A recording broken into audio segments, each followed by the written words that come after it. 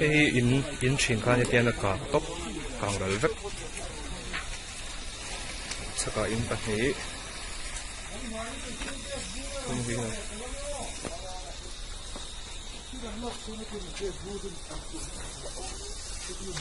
các đi đọc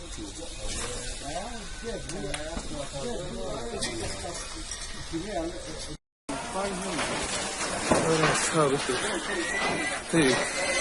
cái là những con mình thiêng là cái in cái chú ý cảm dấu tỏa cái thằng khu nó tìm ha cảm dấu hết tôi vùng hoa kia tìm cái sạch thì sáng nó sẽ có những cái giờ nó tên lúa cái phố thì cái cảm tỏa anh làm phải cái cái phố phố nó tụi cái vùng kia nó cảm nó chịu nó không bốc xí đâu ha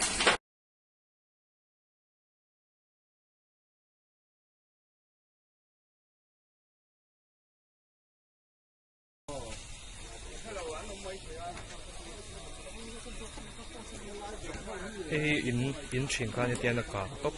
càng đỡ vất sẽ cả in bát này không gì nữa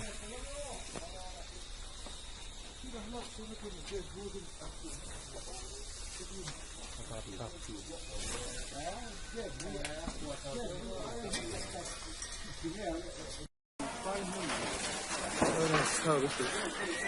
thì cái là những con mình thiêng là cái in cái chú ý cảm dấu tỏa cái thằng khu nó tìm ha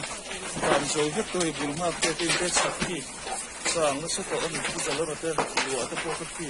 cái cảm tỏa anh làm phải cái phố phố nó tụi cái vùng kia nó cảm nó chịu nó không bốc xí đâu ha